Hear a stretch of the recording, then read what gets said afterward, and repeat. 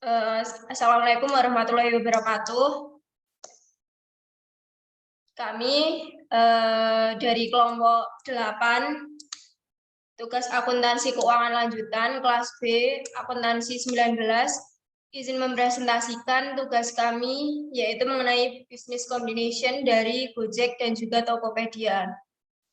Di sini kelompok kami beranggotakan, yang pertama ada Fudin Fitra Himawan, dengan NIM F031949, yang kedua ada Gideon Radinal dengan NIM F031950, yang ketiga ada Haidar Dafa Asari dengan NIM F031952, dan yang terakhir saya Raffi Andriani Sutopo dengan NIM F03191110.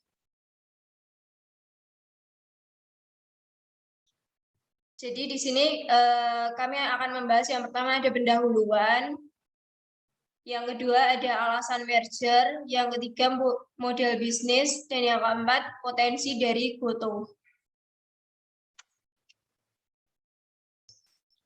Yang pertama kita membahas pendahuluan terlebih dahulu. Yang pertama yaitu kombinasi bisnis. Apa sih kombinasi bisnis? Jadi kombinasi bisnis merupakan penyatuan entitas-entitas bisnis yang sebelumnya terpisah. Nah, di sini dibedakan jadi 3. Jadi meskipun tujuan utama penggabungan usaha merupakan meningkatkan profitabilitas, tapi banyak perusahaan bisa jadi lebih efisien dengan mengintegrasikan operasi secara horizontal, vertikal, maupun dengan mendiversifikasikan risiko usaha melalui operasi konglomerasi. Jadi dibagi menjadi 3, yaitu integrasi horizontal, integrasi vertikal, dan juga konglomerasi. Integrasi horizontal merupakan penggabungan perusahaan dengan pasar yang sama. Contoh integrasi horizontal ini adalah Chevron dan juga Texaco. Kemudian integrasi vertikal, penggabungan perusahaan dengan operasi pada tahap produksi atau distribusi atau keduanya berbeda tetapi berurutan. Kemudian yang ketiga ada konglomerasi, yaitu merupakan penggabungan perusahaan-perusahaan dengan fungsi produk atau jasa atau keduanya yang tidak saling berhubungan dan beragam. Next slide. Kemudian ada alasan penggabungan usaha. Jadi kenapa sih perusahaan-perusahaan itu melakukan penggabungan usaha? Jadi kalau perluasan kan sasaran utama perusahaan kenapa harus bisnis itu diperluas melalui penggabungan, bukan dengan membangun fasilitas-fasilitas yang baru. Itu alasannya itu beberapa diantaranya ada 6 ini. Yang pertama adalah keunggulan biaya. Jadi seringkali kan lebih mudah bagi perusahaan untuk memperoleh fasilitas yang dibutuhkan melalui penggabungan dibandingkan melalui pengembangan. Terus ini tuh terutama kalau waktu periode-periode inflasi, jadi lebih mudah dilakukan penggabungannya dibandingkan dilakukan dengan pengembangan. Yang kedua ada resiko yang lebih rendah.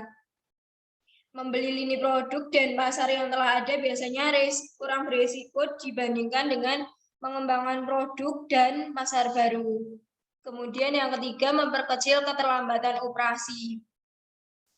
Fasilitas-fasilitas seperti pabrik yang diperoleh melalui penggabungan usaha itu diharapkan segera beroperasi dan memenuhi peraturan yang berhubungan dengan lingkungan dan peraturan pemerintah lainnya.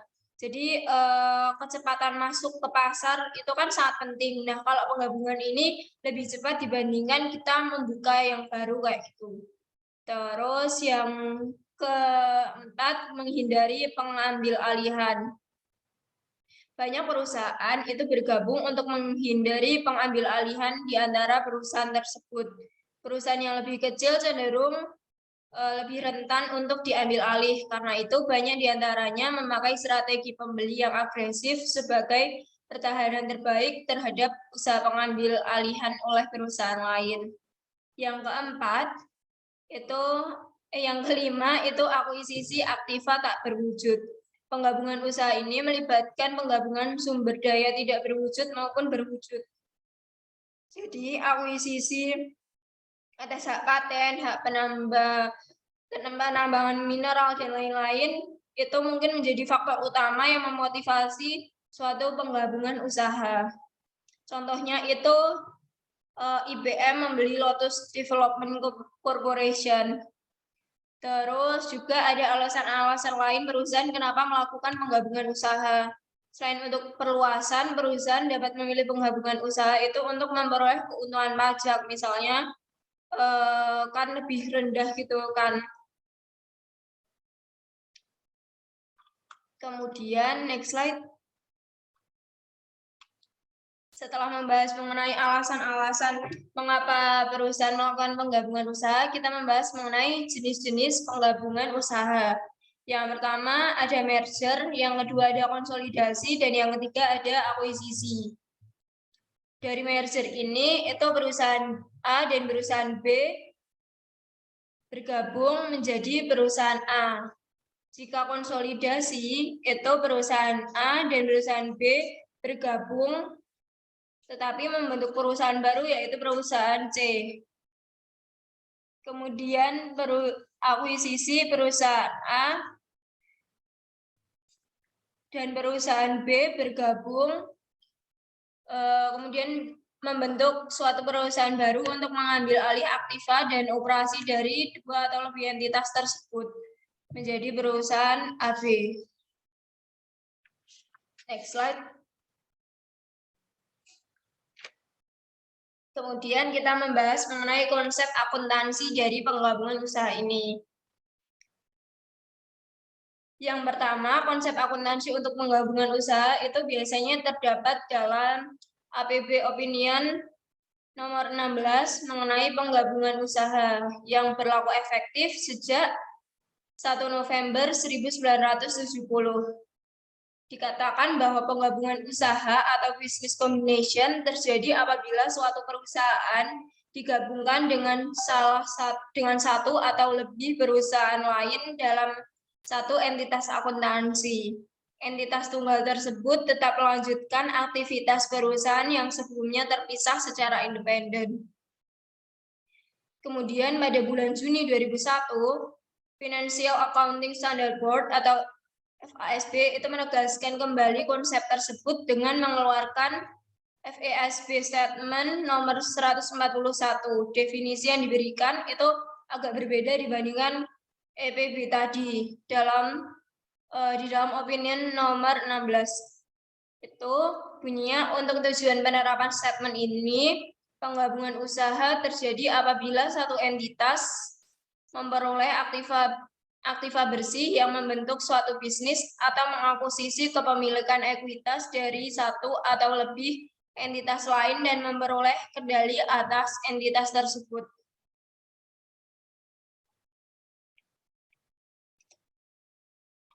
Kemudian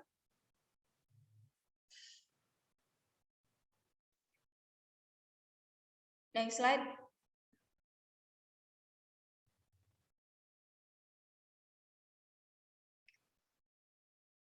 Nah, kemudian kita memasuki pembahasan yang lebih rinci. Jadi kita mengangkat kasus Gojek dan Tokopedia yang menggabungkan usahanya menjadi Goto. Nah, penggabungan usaha ini termasuk jenis merger. Jadi merger menurut pernyataan standar akuntansi keuangan atau PSAK nomor 22, pengertian merger adalah proses penggabungan usaha dengan cara mengambil alih satu atau lebih perusahaan yang lain sehingga perusahaan yang diambil alih akan dibubarkan atau dilikuidasi sehingga eksistensinya sebagai badan hukum akan hilang dan kegiatan usaha akan dilanjutkan oleh perusahaan yang mengambil alih. Untuk pembahasan selanjutnya dijelaskan oleh teman saya. Terima kasih. Baik, terima kasih. Saya di sini akan membacakan tentang profil perusahaan yang menyangkut pada kasus ini. Next. Yang pertama ada Gojek. Gojek merupakan sebuah perusahaan teknologi asal Indonesia yang melayani angkutan melalui jasa ojek. Perusahaan ini didirikan pada tahun 2010 di Jakarta oleh Nadiem Makarim. Gojek pada dasarnya adalah sebuah aplikasi yang menghubungkan antara pengguna atau konsumen dengan layanan sepeda motor atau juga bisa disebut ojek online. Saat ini, Gojek telah tersedia di berbagai kota di Indonesia. Hingga sekarang, aplikasi Gojek sudah diunduh sebanyak hampir 100 juta kali di Google Play pada sistem aplikasi Android dan telah tersedia juga di App Store atau sistem operasi iOS. Gojek juga mempunyai layanan pembayaran digital yang bernama GoPay. Selain di Indonesia, layanan Gojek ini telah tersedia di Thailand, Vietnam, dan Singapura. Next. Lalu profil perusahaan selanjutnya yaitu Tokopedia. Tokopedia merupakan perusahaan yang bergerak di bidang perdagangan elektronik atau sering disebut toko daring. Tokopedia didirikan pada tahun 2009 di bawah naungan PT Tokopedia yang didirikan oleh William Tanuwijaya dan Leontinus Alva Edison. Sejak didirikan tahun 2009, Tokopedia telah bertransformasi menjadi sebuah unicorn yang berpengaruh tidak hanya di Indonesia, tetapi juga di Asia Tenggara. Hingga saat ini, Tokopedia termasuk marketplace yang paling banyak dikunjungi oleh masyarakat Indonesia. Tokopedia juga turut mendukung para pelaku usaha mikro, kecil dan menengah atau UMKM dan perorangan untuk mengembangkan usaha mereka dengan memasarkan produk secara daring dengan pemerintah dan pihak-pihak lainnya. Next. Lalu selanjutnya akan membahas tentang awal kerjasama antara Tokopedia dan Gojek. Next. Tokopedia dan Gojek pertama kali bekerjasama pada tahun 2015 untuk mempercepat layanan pengiriman e-commerce-nya yang menggunakan mitra jaringan dari Gojek. Dengan menggunakan fitur-fitur dari Gojek pada Tokopedia seperti dalam metode pembayaran, menggunakan GoPay, dan dalam sistem penjualannya menggunakan GoSend. Selain itu, kedua perusahaan tersebut mempunyai visi dan misi yang sama agar bisa bersaing di tingkat global dan bisa menjadi yang terbesar di dunia. Next.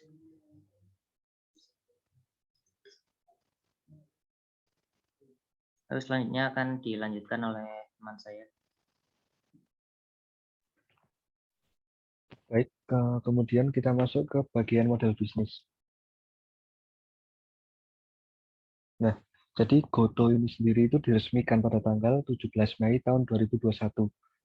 Untuk tagline-nya sendiri itu Goto membawa tagline Go Far, Go Together. Nah, jadi itu bisa dikatakan atau bisa berarti bahwa masing-masing layanan yang diberikan oleh Goto ini digambarkan saling terhubung seperti jaring laba-laba yang tak terputus. Nah, di sini tuh ada empat pemimpin yang memimpin dari Goto. Yang pertama ada Andre Sulistyo dari Gojek yang akan memimpin Goto sebagai CIO Group. Kemudian ada Patrick Chow dari Tokopedia sebagai presiden dari Goto.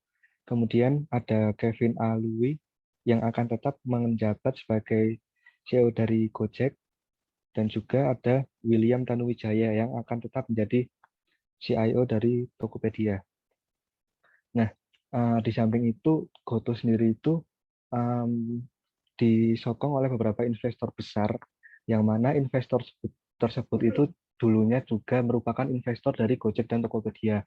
Di antaranya adalah ada Alibaba Group, Asta International, BlackRock, Capital Group, DST, Facebook, Google, JD.com, KKR, Tencent, Visa, Northstar, Pacific Century Group, PayPal, Provident, Sequoia Capital, SoftBank Vision Fund One, Telkomsel, Temasek, dan juga Warburg Pincus. Nah, kemudian bagaimana sih model dari bisnis Goto itu sendiri? Nah, jadi bisnis dari Goto ini dibagi menjadi 3 lini utama. Yang pertama ada on-demand, finansial, dan juga e-commerce. Nah, bisa dilihat di gambar. Di sini tuh ada 3. Yang pertama on-demand. On-demand ini dibagi menjadi 3 lagi, 3 sub. Yang pertama adalah mobilitas dan logistik. Ini itu berhubungan dengan GoRide, GoCar, GoSend, Go Bluebird, GoTransit, dan GoBox. Kemudian yang kedua adalah gaya hidup dan hiburan, itu termasuk dari GoGames, GoPlay, GoTix, GoNews, GoService, GoFitness, GoMap, dan GoMall.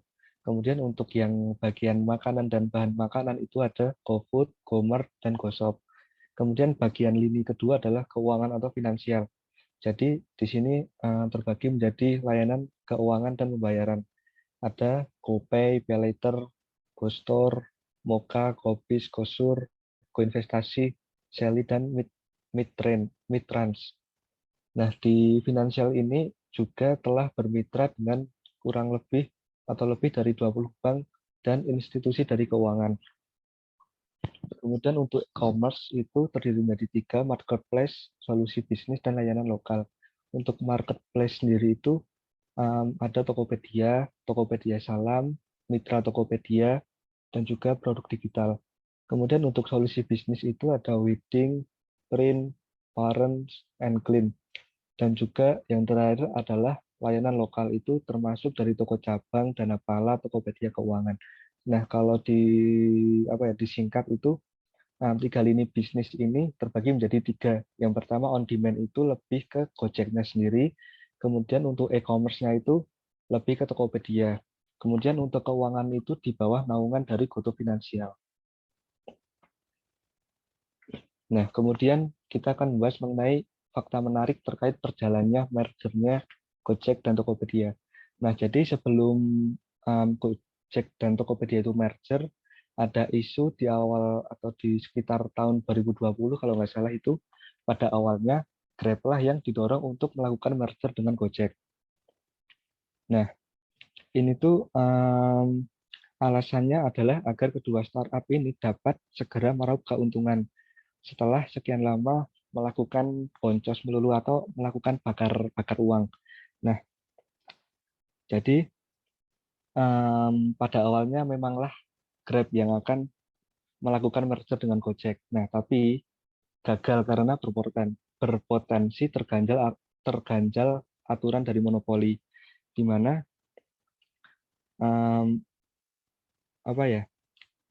kedua startup ini kan merupakan startup yang besar yang mana menguasai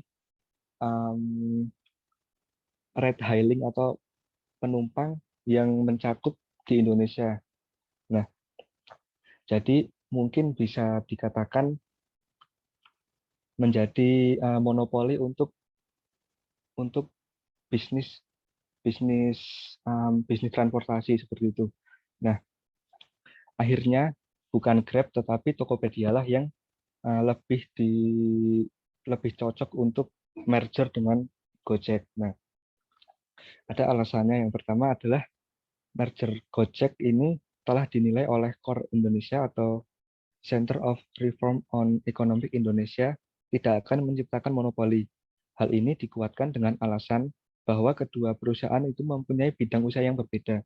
Gojek merupakan bisnis online, sedangkan Tokopedia merupakan e-commerce, di mana kedua bidang itu akan saling melengkapi seperti itu.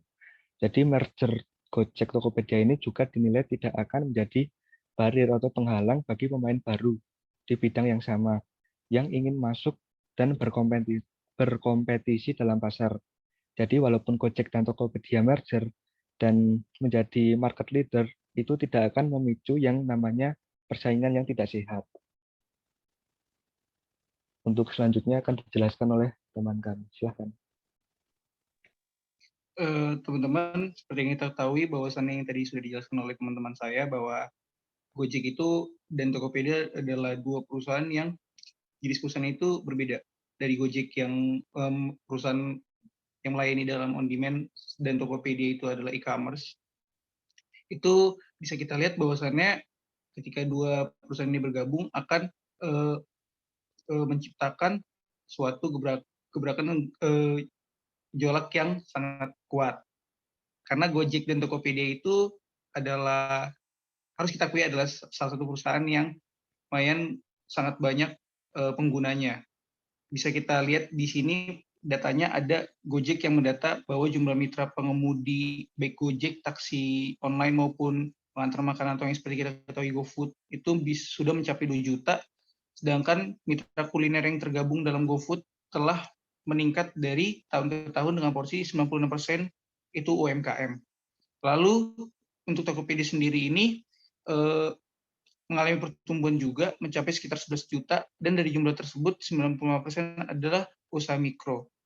Nah, karena saking banyaknya pengguna dan pertumbuhan dari pengguna Gojek dan Tokopedia setelah menjadi Goto itu, kita bisa melihat potensi yang sangat besar yang mungkin bisa ditunjukkan pada slide selanjutnya. Mungkin bisa di next.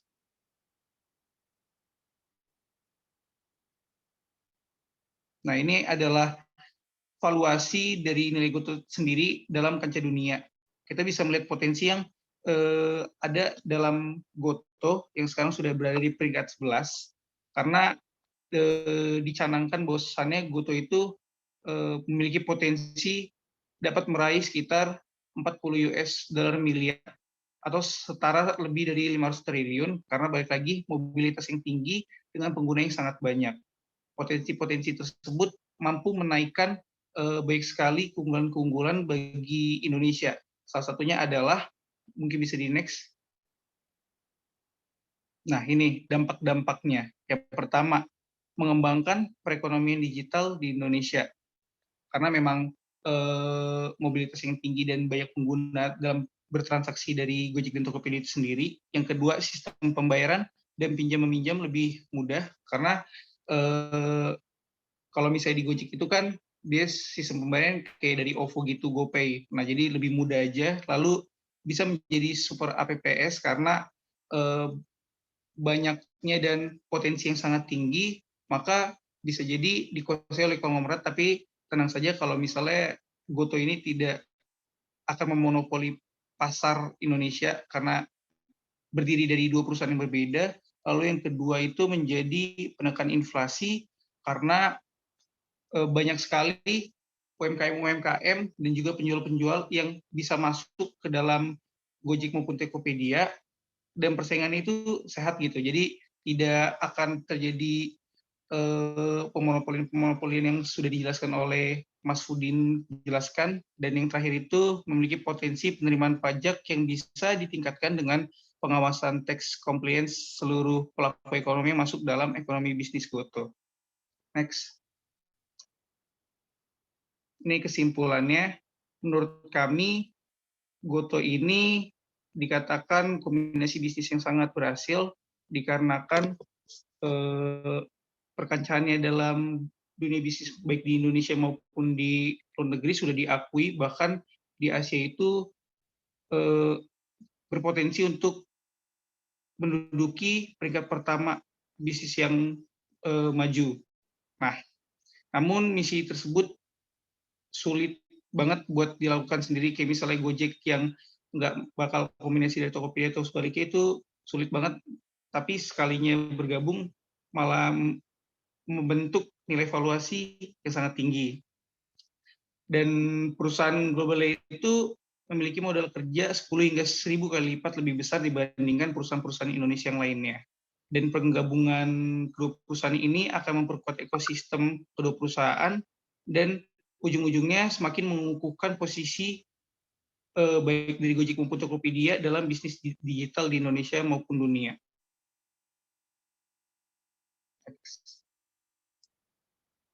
Ya, terima kasih. Mungkin bisa ditutup.